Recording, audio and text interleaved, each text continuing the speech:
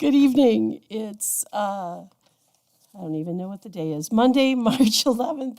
It's 6:03 p.m. and this is the Village Board meeting for that date. We're here in the Village Hall Boardroom. If everyone could please stand for the Pledge of Allegiance. I pledge allegiance to the flag of the United States of America and to the republic for which it stands, one nation, under God, indivisible, with liberty and justice for all. Megan, can you take roll call, please? Trustee Wojka? Here. Trustee Banaski? Here. Trustee Mishler?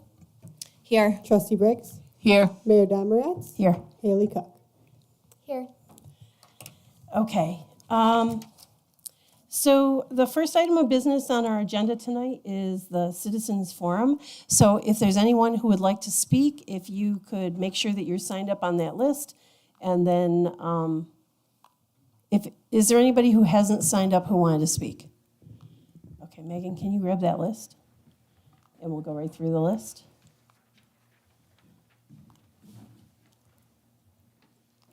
So before we get started, the guidelines for public comment: the public can speak only during the Citizens Forum. Speakers must be recognized by the presiding officer, which is me. Step to the front of the room to the microphone. Please limit your remarks to 5 minutes. Speakers may not yield any remaining time they have to another speaker. And when you come up, even though your name is on the list, if you would speak into the microphone and state your name and your address. So, Megan, who's first up? William, I believe it's Wagoner.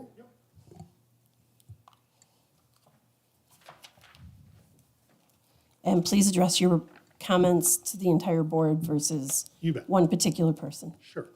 My name is Bill Wagoner. I live on Roselawn Avenue. Okay, and good evening. And I'd like to begin by thanking the mayor and the board for allowing public comments to be made at this meeting. I'm going to put my glasses on here so you can actually hear what I have to say. Yeah, exactly. My family and I have lived in the village of Fairport for more than 20 years on Roselawn Avenue. During this time, we've seen many upgrades to the village and its businesses, up to and including the exciting redevelopment of the cannery space. This new development, along with the Erie Canal, downtown businesses, parks, recreation, opportunities, and festivals, are major draws to visitors of the village. As a result, it's become an even more attractive place to live and visit. On behalf of myself and my neighbors, we'd like the Village Board trustees to consider the impact of non-owner occupied short-term rentals and inform residents of any planned policy changes in that regard. We believe such rentals decrease the quality of life in Fairport neighborhoods by preventing access to long-term residential housing, destabilizing neighborhoods, and eroding the sense of community between neighbors. On the residential housing front, our street, Roselawn Avenue, is zoned a combination of T3H, which is residential, and T3L, which is single-family home residential, respectively. Number 30 is located in T3H, area of the Roselawn Avenue, and is being operated now as a short-term rental. The owner does not occupy the house and lives in California. We understand that this might be considered a business venture, but the house is not owner-occupied. Another example in the T3L area of Roselawn is number 40. This house has been vacant for 5 years. It was recently purchased by a developer and planned for use exclusively as an Airbnb-type short-term rental. These are just two examples located in one block of Roselawn Avenue, which shows the vulnerability of Fairport neighborhoods to otherwise unoccupied short-term rentals. Both have been vacant for months at a time. As far as destabilizing neighborhoods, converting housing stock into short-term rentals is a problem as houses go for a high premium now, and it makes it hard for people, such as the children of Fairport residents that we know, to find and afford long-term housing in the village. We want Fairport to be a family-friendly location where children can thrive. Transient visitors don't have the investment in the fabric of life of the neighborhood that long-term residents or rental people do. Neighbors have no idea who is occupying the house or for how long. These empty houses are also an attractive nuisance. For example, during the time that number 40 was vacant and then under construction, we had to repeatedly discourage kids and adults from trying to enter the locked house. In fact, the Fairport police were notified several times by neighbors about kids trying the doors and windows of that house to get in. As far as eroding the community, having longer-term renters allows neighbors to get to know and work with each other. For example, during the very brief time last year when number 40 was occupied by a family of renters, my wife and I helped them in a lot of ways, such as providing power for them for their sump pump when they had an outage, and sharing tips on the services offered by the village and what it was like living in the village as opposed to where they'd come from before. My neighbors and I are alarmed by this trend towards unoccupied houses in the village. One thing we all love about Fairport is the ability to get to know our neighbors and build a strong community. We believe that owner-occupied or long-term rentals are preferable for our neighborhood. In our view, empty homes with only short-term rental occupancy are antithetical to Fairport's 2021 Comprehensive Plan, goal number 4, neighborhood preservation. We all agree that Fairport needs a mix of housing for both residents and visitors. And to be clear, we and our neighbors are not opposed to rental housing in the village. We are concerned specifically about these non-owner occupied short-term housing rentals. We understand that Fairport Village is not the only place considering this, from New York City to Pittsford to any of our other surrounding communities. This is nothing new, but we want to understand how Fairport plans to help preserve these neighborhoods. Thank you very much for the opportunity to address the board. And if I can give you a copy of this if anybody... If you want to leave it with Megan right there, please. Thank you very much for coming this evening. There's the right people in the room to hear those conversations sitting right in front of you. Was there anybody else on the list, Megan? Mary Moon.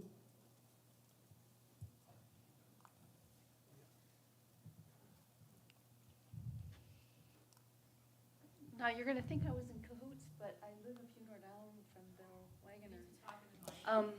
But I have the same concern about the. Okay. Well, short-term just rentals. ask is if you narrow it down to anything that wasn't already covered or, say I feel the similar. If you could pull the mic down so that it's at your level area there. And don't be nervous. It's okay. Just say your name and your address. All right, Mary Moon, and I live at 32 Roselawn. Great. So 20 Roselawn, 30 Roselawn, and 40 Roselawn have all become short-term rentals, including the one right next door to me, which has been empty since December. And the shutter blew off, and my husband went up with the ladder and got it down. There's been tree limbs in the yard that he's been cleaning up, and we have our own yard to take care of. And I'm not against change and progress, and I'm not against, there is a triangle house on the corner, 20, that is probably ideal for a short-term rental, and it makes sense to do that. But it's starting, I think there's 2 on Packet Boat, which is just around the corner from us. And, when we first bought that house, the previous owner, sorry, I'm nervous, said he wanted to, his grandparents had owned that house, and he wanted to sell it to a family. Sure. And I raised my 3 children in that house, and I'd like to see that neighborhood continue in that kind of way. I mean, we have elderly and young and little kids. And, he told me at the time he didn't care what kind of family, race, religion, gender. It could be 2 men and some dogs, but he just wanted to see a family in that house. And to see the neighborhood changing, it's really kind of heartbreaking. So I hope that there could be some kind of permit process that people would have to apply for a permit. And if there's too many in the neighborhood, they could be denied. I mean, I don't understand the process, if that's a possibility, but it seems like it's gotten a little out of control, frankly. So, thank you. Thank you. Hang on one second. Who should Mary be contacting if the shut? Well, I thought that's what you went and did. I thought that's what you went and did. I just wanted to make sure we made the connection. I'll let you guys talk later. Is there anybody else on the list? Megan? No? Okay. Last opportunity. Anyone else wanted to share any comments with the board? Okay. Thank you very much for the public comment. And it's okay to be nervous. Everybody's nervous. The more you do it, the less nervous you get. But thank you for being here, and thank you for sharing your comments. We will close the Citizens Forum at 6:12 p.m. and move on to unfinished business. So everybody was at health meetings.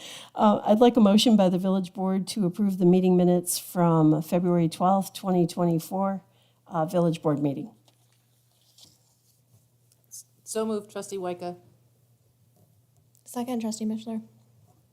Any questions or comments regarding those meeting minutes from the board? Okay. All in favor? Aye. Anyone opposed? That will be unanimous. Item number 2 is a motion by the village board to approve the meeting minutes for the February 26th, 2024 village board work session meeting.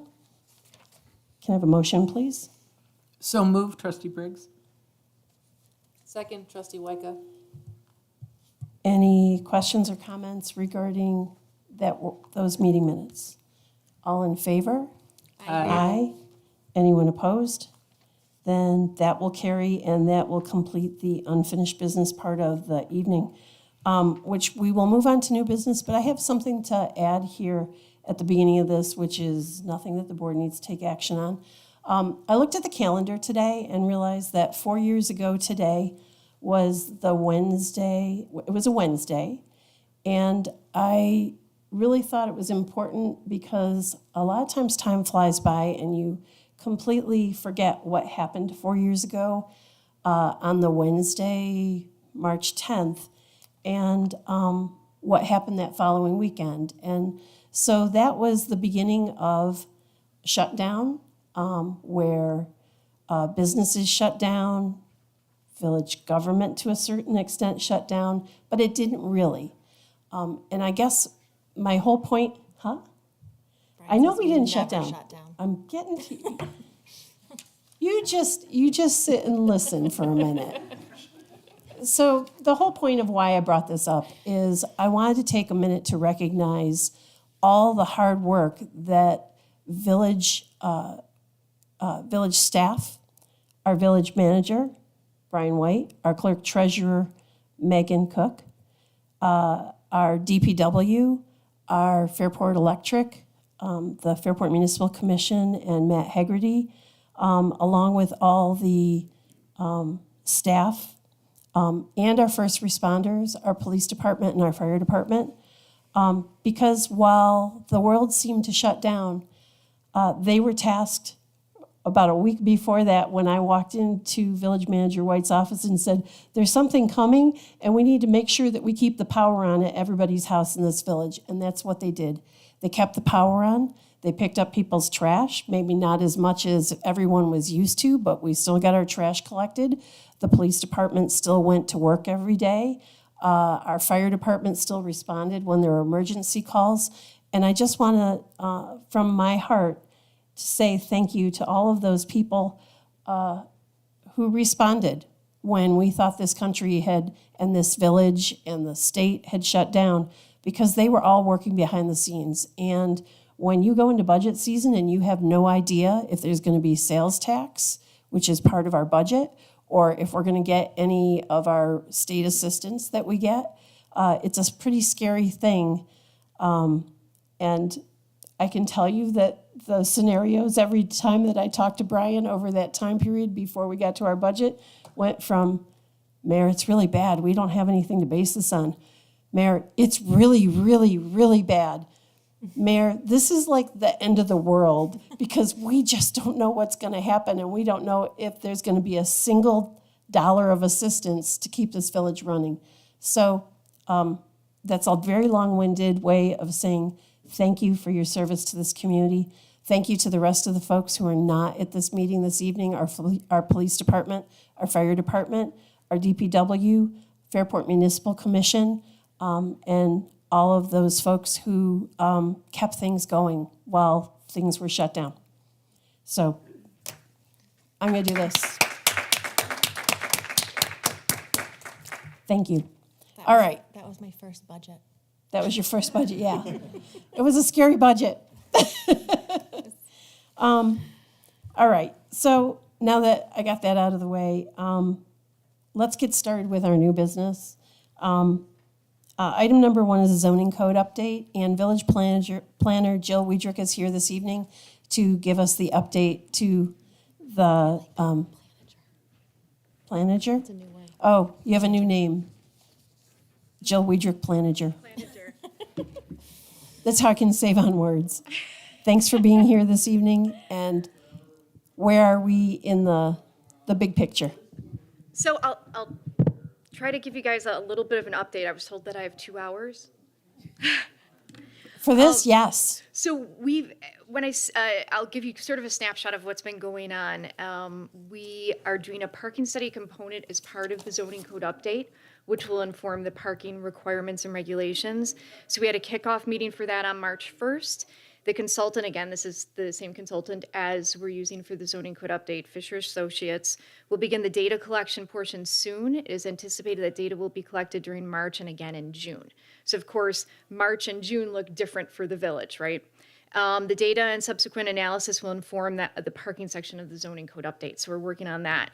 The next zoning working group meeting has been scheduled for March 28th of 2024. And it's anticipated that the zoning working group will consider the outline of the code, draft zoning districts along with the purpose of each. So each one will have a purpose statement, which we don't have right now, and preparation for outreach activities. So that's community engagement. The first public meeting has been scheduled for May 20th, 2024 at 7 p.m. in the Village Hall boardroom. We haven't figured out what that will look like. Will it be a workshop? Will it be a presentation with a workshop? So we'll have those details, but I wanted to make sure that we had the date out as soon as possible.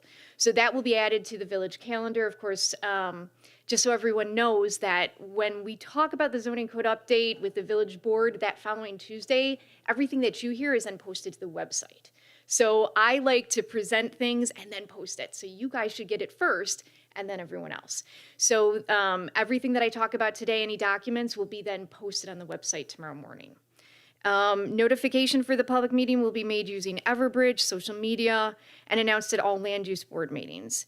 The village planner and the consultant, obviously myself, also met with Genesee Transportation Council staff to discuss community engagement opportunities using technology. So digital surveys, can we have an interactive portion to our public meetings? Sort of figuring out how we get to everyone. There's going to be, it's just like if you're a teacher, for instance, people learn differently, right? People want to interact with their government differently, and so we're trying to figure out all those ways. A flyer has been created, which I handed out to everyone. And this is actually at all the land use board meetings. It will be posted on the website. We're going to put it around town. It's sort of our document where it's got the QR code so somebody can click and go to the website. And it's an opportunity to just keep people engaged. Where are we here? The community engagement plan has been available at each land use board meeting. So I bring that to whatever meeting I go to and share that with people because it's a great document. It has our schedule on it. It has how we're engaged with people. It has the crux of the project.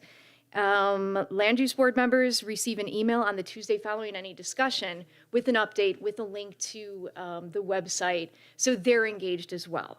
I mentioned all documents that are discussed are posted. Jill, Yep. specifically, where can somebody go to find this document? Not this one, the public engagement plan. That is on the zoning code update website, the web page on the village website. Yep. And so if anybody wants an actual hard copy of that engagement plan, I'm happy to provide that too. We also will be posting tomorrow an FAQ. So the FAQ really right now, it's very basic. What is zoning? Why do we need a zoning code update? As we go through the process, we will be updating and having different options, flyers with the FAQ.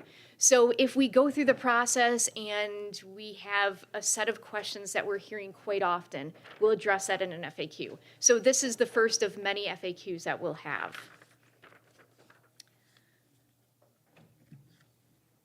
And so with that, I guess if there are any questions that the village board has, I'm happy to answer those. Anything down this end? Wait 1 second, we'll let you go last. I'm gonna let you go last. Tracy, do you have anything down at your end? Emily? Just that date again, you said. It's May 20th. Okay. Yep, and so that's a Monday, We don't know time or any of that. 7 o'clock. Thank you. Jill? Yes. You mentioned a planning or a parking study. Yes, OSED utilized Passero, I'm sure you know this, earlier this year to begin a parking study. Utilize that data too? so Or- the portion that was being studied was very small. Yep. I've provided that information to Fisher. Okay. So they have that, and that'll all be taken into consideration. I've also provided them the 2010 parking study. So there's a lot of valuable information in that too. You know, part of the parking study is saying, okay, here's the snapshot from 2010, and here's the snapshot from 2024. How are things now, right? So it's collecting all that data, it's seeing what we have, it's seeing what we can do, it's proposing options. And, you know, one of the interesting things about the 2010 one said, hey, you need to reduce your parking requirements. And the village didn't do that. I'm curious as to what this study will reveal. So that will inform then how we deal with parking in the zoning code update. Can you say more about reducing parking requirements? Can you explain that a little bit better? Yeah, Or a for little bit example, more? right now it's about 3 parking spaces per 1,000 for like retail. It Is that suggests, 1,000 square feet? correct. Okay. And I was told I have 2 hours. So 3 for every 1,000 square feet. Correct, that's what it is right now. In the 2010 the study, the parking study, it said it should be reduced to 2 per 1,000. A lot of municipalities tend to have 2 per 1,000, and we're even seeing in the local region that they're reducing that a little bit and really looking at, okay, should there be different parking requirements for different areas of a municipality? So this will all be, you know, I'm not a parking study expert. That's why we get consultants to do these things. So it'll be great to see that data and see what we have to work with. This, I noticed, was already posted on our social media, which was great. And attached to that is the VOF email address. Correct. Does that go directly to you? Yes. Okay. Yep. Have you received emails yet? I received a couple, and so I have responded to them, and they have resulted in meetings with folks. So that's one of the other things is I love to meet and talk to people about zoning and hear their perspective and hear what their desires are. So if somebody wants to meet with me, I'm willing to meet someone anytime, anywhere. This is a really important project, and so whatever I can do to make sure that people feel heard and engaged in the process, I want that to happen. And when I say that I will meet anytime, anywhere, if 7 a.m. is better for you, if you like to run and you like to run at 5 a.m., I'm hip to doing that too. So however we can get more people involved in the process, the better. The consultant and I have talked about a couple of different things that we'll likely do following the May 20th meeting. It may look like, you know, coffee with consultant and the planner, and people will be able to engage with us at different coffee places, right? It may look like we'll pop in at the high school and say, hey, can we engage with maybe a government class? So we're trying to figure out different creative ways to meet people where they are. Can you speak to how people should contact you if they want to meet with you? They can email me at vof@fairportny.com, or they can give me a call at 421-3208. And is that available on the village website? All of that is on the village website. Where would they go to find that? They can go to village.fairportny. Okay. Thank you. Sounds great. Do you have Thank more questions? I'm all set. Thank you. Okay. I've been saving the best for last. Adam, do you have some questions for Jill? You're up. We're up to you. Remember, she's not really supposed to stay for 2 hours. We could keep it to 1:59. Okay, okay. No. So I think this is great. First off, being able to identify already that that one date out there gives plenty of heads up, which is great. And I was just popping around on the website there too. It's nice that it's right there on the landing page, so everybody can get right to it as well. And you have all the documents right there, and everything that we've seen is on the website too, which I think is fantastic. As we get closer and we start identifying other engagement opportunities, I'm assuming we're sending out notices, both analog and digital, approaches so that we get as many people, as many touches with folks as we can? Absolutely. So it'll be a mix of, depending on what we do, there could be postcards that go out. There's going to be obviously social media. There's going to be word of mouth. It's however we can get that word out, right? If we were to solely rely on digital, we're potentially missing out on 20% of the population. So it's making sure that we're getting a broad range of people. One of the interesting things that I did notice with the OSED study when they put out a survey is that the majority of responses, I believe, were between 58 and 64 years of age digitally, which I thought, oh, that's kind of cool. But then there was only a 7% response rate between, I want to say, the higher end and 75, right? So that means that we need to make sure that we're getting people of that age and also younger people too, right? We're creating a zoning code to set us up for the future. So it's important too that we have younger people engaged. And when I say younger people, like my kids, 8 and 5, we talk about the zoning code at home. They understand it, right? So we want to make sure that we're getting a broad range of people that are taking part in this process. You might also notice that my email signature is now a logo of the zoning code update, and you're able to click on it and go to the website. So we're trying to, and Mark has also changed his email signature to that. We're trying to get all those touches. We deal with a lot of people during the day. We're making a lot of contacts, and so we're utilizing those contacts to talk about the project. Mom's home. Get ready to talk about zoning. I'm sorry. Do you have more questions, Adam? Yeah, just a few more. So I apologize for interrupting. No, you're fine. You're fine.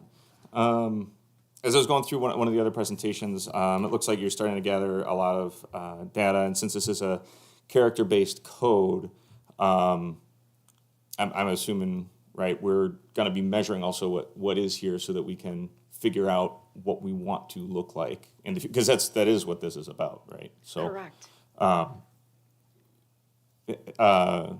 my understanding is some of that measurement hasn't happened yet because you're still just gathering everything together. Yeah, so the zoning code process is a little bit different than a lot of public engagement processes. And I say that because we, the consultant, myself, we're looking at a lot of documentation, a lot of policy statements, codes, et cetera, that we've gathered over the course of time. The comprehensive plan is probably the largest document that we're looking at and saying, okay, these are all the things we have. These are all the ingredients for the cake. Now what do we do, right? It's also looking at the data that we have. We had a very robust GIS, right? So it's looking at all that data we have, the assessment data, et cetera. Okay, what are the frontages? What are the uses that we have? So a zoning district doesn't necessarily mean that use matches up with that district, right? We have some non-conforming uses. So it's looking at and seeing, okay, is this a neighborhood of strictly single family? Is it single family and 2-family? What does that look like? What is the lot size? So it's looking at all of that and saying, does the current code that we have, is it reflective of the actual physical space, or do we need to make tweaks? And when I talk about a character-based code, it's acknowledging what we have, making sure we're preserving what we have, and in some portions of the village, growing a little bit. And that's based on what the comprehensive plan said, this is what we want to be when we grow up. All right. As you've been doing that, I'm assuming you've also been looking at other codes and what's worked and what hasn't worked and been going through all those discussions. Oh, yes. All right. Yep. I sort of equate it is code, oftentimes you're borrowing from other municipalities. And I use this analogy, I think we've all at some point bought a suit off the rack. And there's very few of us that can buy a suit off the rack and wear it, right? We have to go to the tailor. So we're maybe borrowing a code and saying, does this work for Fairport? Does it not? Can we tweak it to fit for Fairport? So that's part of that process, is looking to see what other municipalities are doing and pulling out items that we like. Oh. So obviously nothing's, like I think you've sort of alluded to, I just want to make sure people are clear too. Nothing's been written yet. You're just gathering information. Yeah, I constantly am gathering information for zoning codes. There's always things that you can do better, right? So it's creating a file on your desktop, dumping all those codes in that you like, taking notes, sort of preserving them for when we might need them later. Okay. And I guess, Adam, if you don't mind, let me talk a little bit more about the process. So the community engagement, the getting feedback, that happens first. And then we slowly go through and say, okay, these are the portions of the code that we feel comfortable that we've gotten enough feedback, we can start writing. And so a draft will be put out, the public will have the opportunity to comment on the draft. We'll go back, we'll refine it, and after it's refined, then it comes to village board. So there'll be an opportunity for the public to comment. We've scheduled a number of community engagement into this process, but it's not, there's a lot of feedback, there's a lot of engagement that comes before the actual document makes it to the village board. Yeah, I think we're good. I mean, it looks like, we're looking at just how the buildings sit on the site and really how it looks and feels to walk around here. And I'm excited too, because it looks like we're talking a little bit about making sure our streets are part of that discussion, or we think that might be something else some point down the line. That may likely, it Some other depends. That could be a different portion. Yeah. I don't know, depending on the feedback we get, where we're at, what we think the direction with the code based on public engagement and public feedback really should go. So it'll be, some of this is, building the plane. So we're gonna get a lot of information and feedback from folks to figure out where we're supposed to go. The beauty is that a lot of the work has already been done as far as public engagement through the comprehensive plan process. So we have an idea, it's now refining that. All right, I think I kept you at 159, so I think we're okay. Well, let me just add one more thing. There's always an opportunity for the public to be engaged in the zoning code process, and that's by attending the land use board meetings. So those, if you haven't signed up for Everbridge and you'd like to, please visit the village website, and I put out notifications when those board meetings happen. Those are great to see a couple things. The volunteers that do a fantastic job making these really hard decisions related to land use. You get to see how the code works and how people interact with it, and does it work well? Does it work, maybe opportunities for improvement. So that's a consistent conversation that's open to the public. And that, we talk about an update that we last had in 1992 to today. There's still opportunities to participate through that land use board process and attend those meetings. And I'd like more people to attend those meetings because we want to see more people engaged with the process. Okay, I'm going to go to Haley next. Haley, do you have any questions for Jill? I had a comment. I think the progress that you've made so far is great. I think whether you decide to do a presentation or a workshop or both on May 20th, I think it'll be a great way to get the people's ideas on what zoning they want for Fairport. So I'm excited to see what new perspectives you acquire. How would you feel if you were in school and Jill said, I want to show up at somebody's I would guess it would be a social studies class. I think I can connect zoning to anything. So frankly, any teacher that would like to have me, and I feel badly for my children's teachers because I have been known to bring zoning maps into their classrooms and read zoning books. So I'm happy to connect zoning to any subject. Great. You can put me on the spot and ask me how you connect it to anything, and I can make that connection. So, but that just speaks to how important zoning is. And so that's why I'd really like people to not only be involved with this process, but to attend the land use board meetings because a lot of great work happens there. I would be open to that. Are there any further questions from the board for right now? I don't have a question, but I do very much appreciate that all of this effort is being put into engaging our community in all manners of how they want to be engaged. I really think it's important. I really appreciate all that effort that you guys are putting into it. Thank you. Well, now I have a question. Okay. What did Adam mean when he said, are we going to do the streets too? So there is some discussion out there in the general zoning world about creating unified development ordinances. And those can be very challenging because you're looking at the public right-of-way being streets and also private property. For some municipalities that have adopted a UDO, as we refer to them, they're very excited about that. It works very, very well. My professional experience is that we've explored that in other places that I've spent time. We've explored that, but decided to avoid that.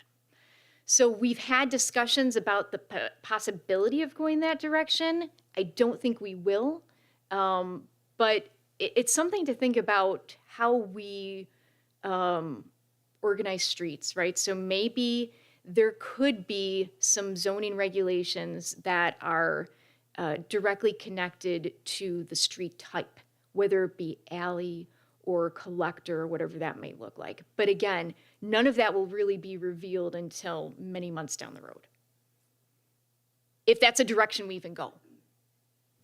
So the zoning code can potentially be full of surprises for everyone based on the feedback that we get, right? So that's why when it's been noted that we haven't done any writing, we haven't, because that public engagement is critical.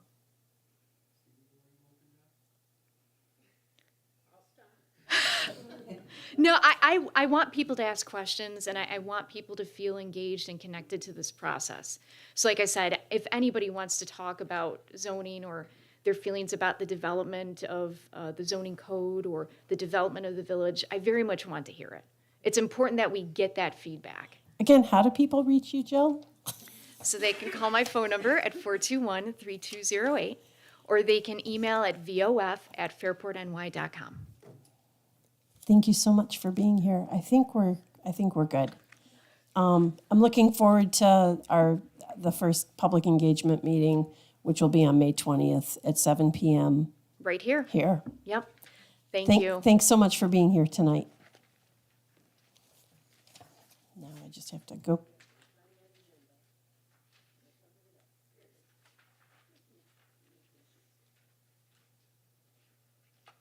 Okay, that will take us to item number 2, which is a motion by the village board to approve the budget transfers related to the Village of Fairport 2023-2024 general fund operating budget as itemized in the memo to the Board of Trustees. Can I have a motion for that, please?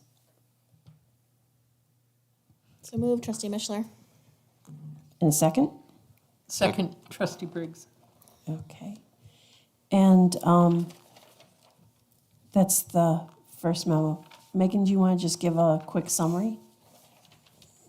Sure. So just as a reminder, a budget transfer, all we're doing is taking money from one expense account and moving it to another based on the need. So there's a net zero impact to the bottom line. And we do it this time of year because in order to set ourselves up for next year's budget, we like to see where we're going to end this year.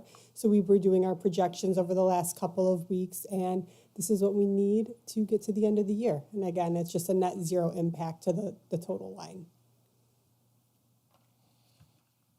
Any questions or comments from the board? Okay. All in favor? Aye. Anyone opposed?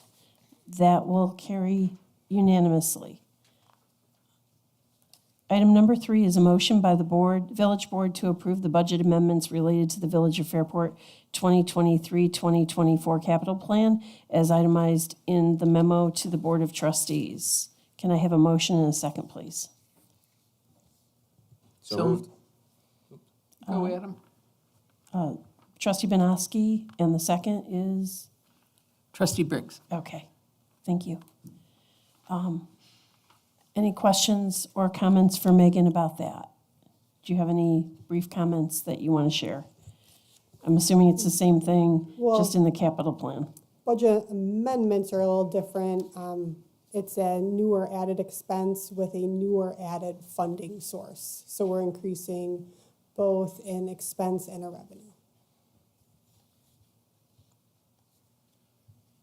Again, I'll come back and ask one more time. Does the board have any questions? Brian, do you have a question? You look like you have a question. Question, I was just trying to clarify a little more what Meg was saying. So with the budget transfers, so for instance, this happens if you give us a $7 million pot of money to run the business and say, for instance, we put $100,000 into DPW admin for salaries, but then we didn't use all that. We used 80,000. We had 20,000 left, but another department needed it because of something going over there. We just take the 20,000 from one place and put it to the next, right? But both those budget centers are fixed where the one that had 100 now has 80, really only has 80 to live on from now on, right? So we do that all the time. You're putting these budgets together 6 months before they're even adopted, so you're doing an 18-month budget most of the time. They're really challenging. So when we say, like, sometimes we're back against the wall, we're working all the time on this thing, and it's like, the budget goes to print tomorrow. It does. I need another 2 weeks. But at some point, you gotta finish what you're doing to say this is where it's going to be and this is where it's going to lie. The budget amendments, when she's talking about the capital side of it, we make these guesstimates of what they are. So say we put it in there for a vehicle for, say, an F-150 is $47,000. Well, if it comes in at $52,000, we have to do this a budget amendment in order to give you more money. You can't go over these budgets without approval from the board. So that's why you're seeing the things that you see. And this is something you'll see routinely every year. It's impossible to guess exactly what these things are going to cost. You get best estimates from suppliers and GFOA bids and things like that. I'm sorry, GFOA, but procurement bids through the state, through GSA, but they're a lot. And outside of just saying, hey, when we think something's 50, we put an $80,000 budget amendment in there. We're technically overtaxing all the time, trying to make sure that we stay above it. So we're always trying to be close, but it's never going to be right on. Okay, so after that explanation, does anybody have a question? All good? Okay. All in favor?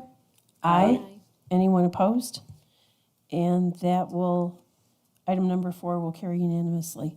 It takes us to item number 5, a resolution authorizing additional expenditures from the Fire Rolling Stock Capital Reserve Fund for 2023-2024 capital expenditure plan. Can I have a motion and a second, please? So moved. Trustee Wyka. Second, Trustee Banowski. Okay. So it's the same thing. This time it's regarding fire equipment, correct?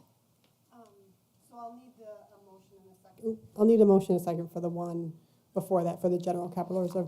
This is, when we said there was an added funding source for the transfers you just approved, this is authorizing me to take money out of the reserve to fund those additional expenditures that you just approved for the capital plan. Okay, so do you need something different than what I just read? That's fine, we can approve that, but there was one before it for the general capital reserve. We skipped 4. Yeah. I skipped 4, Yeah. okay. Oh, I'm sorry. I'll go back and do that one. All right, so that was not 4, that was 3 that we approved. I apologize. They both said capital, and I was like, I did already. All right, so let's go ahead and do this one.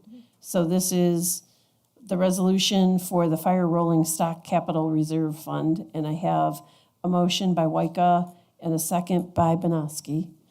And all in favor? Aye. Anyone opposed? That will carry. Let me go back. Item number 4 is a resolution authorizing additional expenditures from the General Capital Reserve Fund for the 2023-2024 capital expenditure plan. So moved. By Trustee Mishler, Second. by Trustee Briggs. All right. Any questions about that one? All right. All in favor? Aye. Anyone opposed? That one will carry unanimously. All right, let me make sure that I'm back on here. I'm on to number 6, correct? Yes. Everybody? Yes. All right. Item number 6 is a motion to enter a professional services agreement for the farmer's market manager between the Village of Fairport, Alinda Lawrence, and to authorize Julie M. Domratz as mayor to execute the agreement. So moved. By Trustee Mishler, Second. by Trustee Banowski. And questions or comments? This is Ally at the farmer's market. Yay, farmer's market. What's the opening date?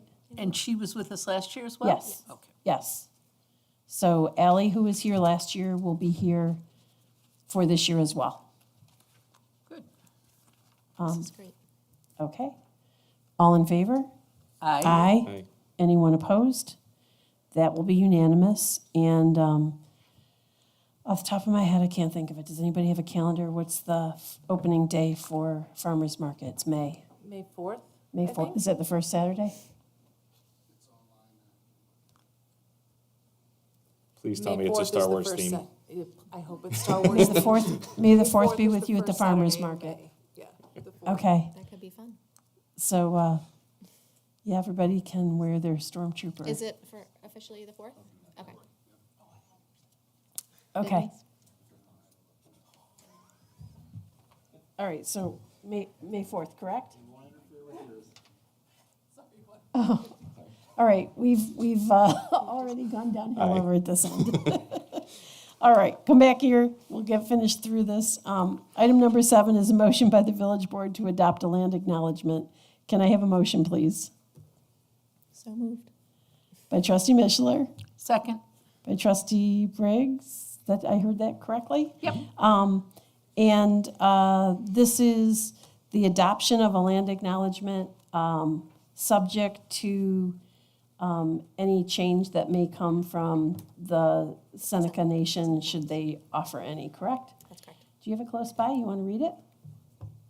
Sure, it's in here, isn't it, as well? Yeah, Do I you have think a so. paper copy of it? I always like paper. I'm sorry. While we're looking. It's, I think I'm Oh, almost I have there. it. Right here. Here we go. Okay. This revised version incorporates some of the suggestions, well, all of the suggestions that were offered at the last board meeting, so. And I also want to just say, I went to Cornell University this past weekend, and they started off our tour with a land acknowledgement. And I was like, that's great. And for anybody who watched the Oscars last night, they started off with a land They started acknowledgement. off with a land acknowledgement. So, did you want me to go ahead and read it? Yeah, please. Okay. Okay. Before we begin this evening, we would like to recognize the Seneca Nation on whose ancestral territory we are gathering. The present-day village of Fairport sits on traditional Seneca land. The Seneca Nation, the Seneca, there's an error. It's okay. Keep going. The Seneca Nation with the Mohawk, Cayuga, Onondaga, Oneida, and Tuscarora make up the sovereign Haudenosaunee Confederacy. With respect, we acknowledge the people of the Seneca Nation on whose land we now live. We honor their past, present, and future contributions to and stewardship of this land. I'll get you the correct edited version.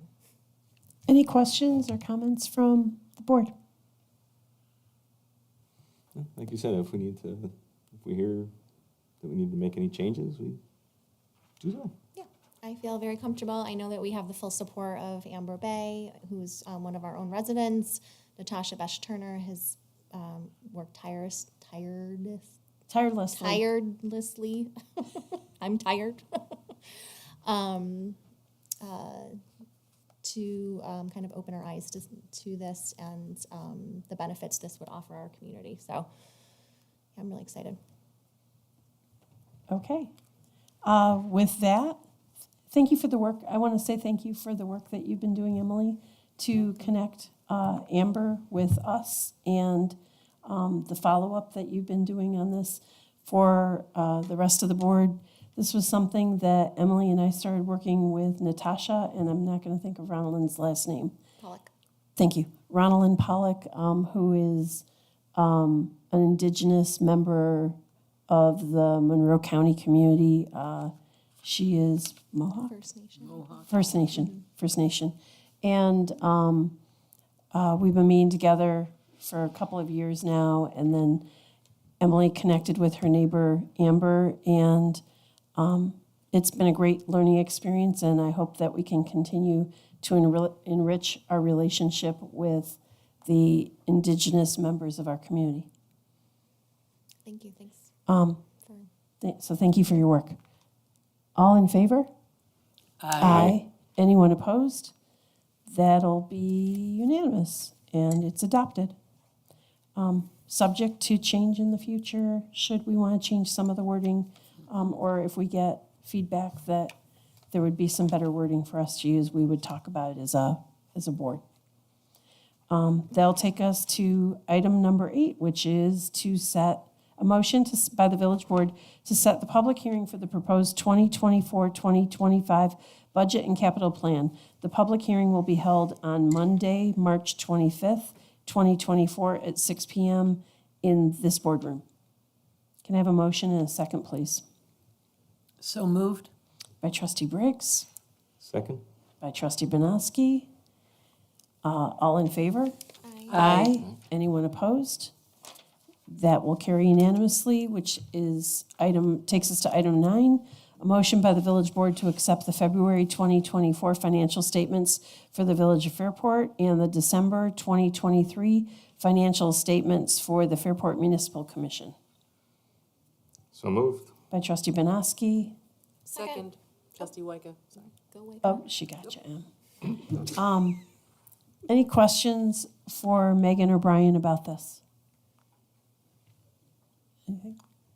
Do you have any comments that you'd like to share? Okay. Wow, we're a ball of fire here. Okay, then I'll ask for a vote. All in favor? Aye. Aye. Anyone opposed? That will carry unanimously. Taking us to item number 10, which is a motion by the village board to authorize payment of audited bills. So moved, trustee Wyka. Second? Trustee Banowski? Any questions or comments that you have regarding the audited bills? Looked like there were a lot of them this month, a lot of little entries. No, one of them was just, there was figuring out how Aetna was filing something, and so it was just me expressing gratitude that they just had to work through it. And I'm sure it's going to get even more interesting as all this stuff with, is it Change? Isn't that the folks who got hacked? Change Healthcare or something like that recently. So that'll be a fun time. Hopefully it doesn't impact us too much on your end. But we appreciate all the work, and any questions are always answered very well. Great. Any other questions from the board? Okay. All in favor? Aye. Anyone opposed? That will carry unanimously. Item number 11 is a motion by the village board to amend the previously approved amount of $50,000 to pay health and dental insurance premiums paid in the month of March to $50,366.58. So moved. By trustee Mishler. Second, trustee Briggs? So is this, we're seeing full staffing? Yeah, it's a combination of full staffing and when we have new employees, getting them in because we prepay for healthcare. So oftentimes when we get a new employee on, we have to pay for 2 months when we enroll them. So there was a retroactive for a new employee that Okay. caused us to go over, but I gave myself a little bit more wiggle room in the next motion. Okay. Any questions from the board? Then all in favor? Aye. Aye. Anyone opposed? That will carry unanimously. Item number 12 is a motion by the village board to authorize the clerk treasurer to pay health and dental insurance premiums for the month of April in an estimated amount not to exceed $60,000, subject to audit and amending authorization by the village board at their regularly scheduled April meeting. So moved. By trustee Banowski. Can I have a second, please? Second. By trustee Mishler. All in favor? Do you have a question? Only question I'm I have is, sorry. do we think this is probably normal now moving forward? We'll probably see that baked into the budget when we start wading into that I process? mean, rates have been going up every Yeah. year. It's been 50,000 since I've been here, so. Yeah. Discussion next Monday night, but it's 12.5% increase this year. And Can you speak into your mic, please? Thank you. we're gonna be talking about this part of the budget process, but, between ERS rates going up 25% collectively, which is retirement, and health insurance, and what was the dollar amount? I think it was $80,000, I think, in health insurance and premiums alone. It's a significant part of your budget, and these are things that we can't control. We're in a FLIMHIT, our consortium to control pricing and negotiate the those liabilities to the best of our ability, and that's just what they're costing. They're significant, plus when you control your own experience rating when you're in a trust like we are. But the ERS rates, I mean, they constantly fluctuate up and down. We were talking about this, how do we start to smooth those out, or are there opportunities to do something different? And there's really no need for it when the economy is as robust as it is. It's just the state, I don't think, did plan for the return on investment, which the ERS plans are invested in, and their actuaries. And when you see markets that are at 38,000 on the Dow and we're raising rates 22%, there seems to be a breakdown in how these ERS actuaries are forecasted. So, and these are all state-wide systems that we don't get to control. But nevertheless, there's significant impact when you're talking about, I think, our ERS and PFRS, so regular employees and then police and fire collectively is almost $600,000. $600,000 in just retirement alone. So when you talk about a 10% nudge either way, you could be talking $100,000, 60 grand to 100 grand, between 10 and 15% on any given time. That's a big chunk of money. 2% on our tax levy is a little over $50,000 here. So you talk about a 4% increase in the levy alone, raising taxes just to cover one fringe benefit that you can't control. That's the kind of budget we live in, where it's very, very tight, it's very small. $7 million general fund's a very small general fund. So when we get these things and we start seeing this coming down 6 months ago, we were doing the dance, trying to figure out what do we do between now and March to start to push this through. Again, we'll discuss this next week, but those are some of the challenges that we face when you start seeing anomalies in your typical budgeting numbers or operating numbers. Any? No, good things to come. Thank you. So the short answer is yes, we're baking that into the. Aren't you glad you asked that question? All right. All in favor? Aye. Anyone opposed? That will carry, that will take us to announcements and committee reports. Did we start this one? Do you have anything? I just have, personally, I'm working with Rochester Community Cycles, and there will be a local bike drive happening Saturday, April 27th, the Saturday before the market opens in the market space. So I'm just working with them. If people have bikes in their garage, they will take it off your hands, they will refurbish it, and they will donate it to someone in need that needs transportation. That's great. And how do they contact someone? Where can they find out who to contact if they find a bike that At this point, I'm working with Jen from What's Good, and we are making some flyers up and things like that, and they'll be going up all over town in different businesses and things like that, and on social media over this, hopefully this week. Okay, We'll get that all squared up. great, thank you. Trustee Wake, if you get those flyers, let us, Yep. we'll advertise it and push it out for our network too. I will make sure we definitely send them your way, Thank you. first on my email list. Do you have any updates that you'd like to share? No updates as of yet, because on Wednesday, Tree Board will be meeting, 7 p.m. in this room here. Also, I'm going to be going for as long as I can to Bill Poiret's talk on urban revitalization and the ripples that we feel here in the village. I think he gave one this past November, and I heard it was really good. So if you have It's a very chance, crowded. yeah, if you have a chance, I think you can sign up at the town there. But that's Wednesday at 6. This Wednesday or next Wednesday? Oh, sorry, this Wednesday. This Wednesday, so 2 days from now, the 13th? That's correct. So today's the 10th, the 12th. Well, today's the I think Wait, today's say the the 11th. 11th? Yeah. Oh, my goodness. Yeah, so on the 13th. So yeah, Okay. I'll be popping around on Wednesday. Okay, great. You have a land acknowledgement. I sure do. Haley and I have something to share. I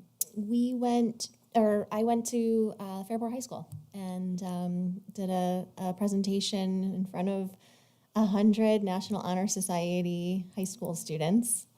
They were very polite and they were very excited, I think, to hear about the student advisory program. I did share a little sort of life lesson for anyone that wasn't interested in serving. I thought maybe they could take away something. So I thought that was great. Haley, did you want to add anything? I thought Emily did a great presentation. It was very engaging, and I think that it was successful in our goal of getting someone interested in the student advisory position. I think we have at least 2 high school students that are at this point interested. So they've been invited to attend one of our board meetings and find out what it's all about. And so you should see them soon. Did we share that with you when we got you on the student advisory board, that you had to find your replacement? You're not allowed to leave. recruit. You're not allowed to go off to college unless you have a replacement for your seat. We did invite them after budget season. We waited till after I budget think- season. I think that's a really good idea. I also attended a talk at the United Methodist Church in Fairport last night. It was in honor of Dr. Martin Luther King. Reverend Julius Jackson presented with Maureen McGuire, who used to be a News Channel 10 journalist. It was great. I think it was just what our community needs, and it was pretty well attended. So that was a neat opportunity. Terrific. Yeah, that's it. That's all I have. Tracy? We have a date for the 6x6 art making open house. It will be Thursday, March 21st, and it's generously being hosted by Faircraft and also the Public Arts Committee. So the doors open at 4 o'clock, and the kitchen and the bar will be open. And then from 5 to 8, that's the open house for creating art. It's free. All the materials will be provided by the Arts Committee. And just as an added bonus, there's going to be live music from 6 to 8. So everyone is welcome. It's family friendly, and bring your neighbors. No talent is actually required to come and attend. Just bring an open mind and creative spirit, and we're really looking forward to it. I think it's going to be really a fun few hours. Then on March 3rd, I attended the Canal Society of New York, their winter symposium. It was at MCC. And just a few takeaways. The Erie Canal, I hadn't thought about it that way since I was born and raised in this area, but it is known throughout the entire United States, and it is actually taught in American U.S. history. So that adds to the tourism, bringing it out of just my little world, that everybody knows about it in the nation. Indiana, Utah. And I thought it was just in 7th grade in Fairport that you learned about it. So that we have this awesome asset, and just to, be reminded to recognize and accept and promote the value that we have here that, you tend to forget. Another highlight was Buffalo Maritime Center. They've been spending, I want to think, at least a good couple years. They're recreating a Seneca Chief lime boat, authentic, by hand, all the materials. They have a plan from, original plan. So it's this gorgeous boat. And did I say all built by volunteers, hundreds and hundreds of hours. And it's 73 feet long and 12 feet wide. Also, next year is the celebration of the bicentennial of the Erie Canal when it was actually completed. So that's when you could have full traffic from New York Harbor to Buffalo. So that is going to be celebrated with the World Canal Conference is going to be held in Buffalo in September of 2025. And the Seneca Chief is leaving. It's making its voyage on the 24th during the World Conference, and it's going to recreate the actual original trail that took when the canal first opened. And so far, they have a stop scheduled and an overnight in Fairport. So that, or 2 nights. I figure everything's moving. And it was just a wonderful afternoon with lots of different workshops. And one of the workshops was the role the Erie Canal played in the Underground Railroad, and a significant contribution to that. And we learned about 5 locks, the Flight of 5 in Lockport. That's like super cool. It's like, that's a road trip for my family. You know, just an engineering feat of taking the boats up 60 feet through a series of 5 different canals. So that's it. It was a wonderful day. Thank you so much. Hey, Emily, I'm going to come back to you because I think you had something else. This Saturday is Sealy on the Canal. It's our very first Irish festival. The time is 3 to 9. 3 to 9. 3 to 9 p.m. Okay. Family-friendly celebration of culture, heritage, and there will be some adult beverages as well. And it's in the Box Factory. Box It's not, Factory parking it's not lot. on village property. It's in the Box Factory. That's why it hasn't flown by us. Yes. But I'm going to try to be there. Lots of dancing and music. Yes. Irish dancing. Do have something I forgot about. I know. I'm giving you I know, all. I'm trying to thank you. On this past Saturday, I had attended an information session about IRA rebates and tax credits with Lister McCoy, and was hosted by Glenn Alexander at the library. So he had a great presentation on how the IRA, the Inflation Reduction Act, all the money that is available to homeowners, and to renters, and how to take advantage of those tax opportunities. I have the entire presentation, so if you need it, I'm happy to email to you. Reach out to me on email, through village email, on social media. Either way is fine. I can send that along to you, but there will be more sessions for that kind of information coming up, and I found it really valuable, and so I'm assuming that other people like to save money too. And they're replacing their heat pump. So, and everything else. Great. That's it. Okay. Mayor? Yes, I ma'am. do have one update. Go ahead. It's relating to graduation. So this Friday is 100 days until graduation. So Fairport High School is hosting a 100 days to graduation breakfast. So I don't know if it's open to the public, but it's open to me. So just thought I'd let you know. Well, so then we begin the countdown. We're going to have you come and we're going to say how many days till graduation from here until the end of the year, Haley. I'll make sure to write it down so I know. Okay, you can hold up your little number. Thank you for sharing that. Anything else? No. Okay. Thank you. Okay. So I want to thank everybody for having all these great updates of what's going on in our village. I knew there was something I wrote down. Now, where is it? I attended a meeting specifically about the Seneca Chief this week, Tracy, or last week, Tracy. That's the only reason why I knew. We're going to be one of 4 stops across New York State where they're spending 2 nights.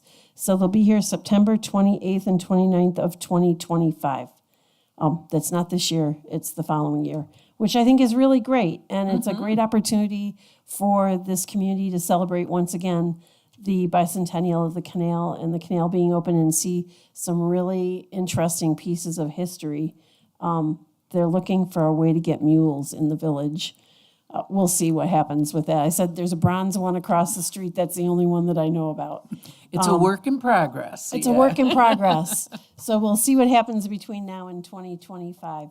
I knew there was something else, but it's gone. Y'all can talk about the eclipse. I won't be here. Where's the eclipse, Tracy? The partnership is holding something in the town of Perrington, correct? The town of Perrington is Yeah. doing an eclipse day. And I think the partnership and Nancy is helping with Yep. that. That'll be April 8th, which is a Monday. Do we still have glasses? We have glasses at the clerk's office. So they're there until they're gone. Is there a limit? One or two one per person. So if you need eclipse glasses, please don't look at the sun during the eclipse without glasses on. It may not be very healthy for your eyes. But we have eclipse glasses and they're there till they're gone. And, okay, so you all are helping me along. Is there anything else that I'm Just say, missing? like, keep in mind, you're probably gonna have trouble calling somebody or, That's very you possible. know, or there's gonna be a lot of traffic on the roads. So just be mindful of that. They've canceled school for that day as well. That would be the first day back from spring break, but school is also canceled. I think the And anticipated that's- number of people is 300 to 400,000 people in Correct. the area. They've canceled canceled school for all of the schools in Monroe County because we're in the path of totality. I thought the state did that. Oh, no.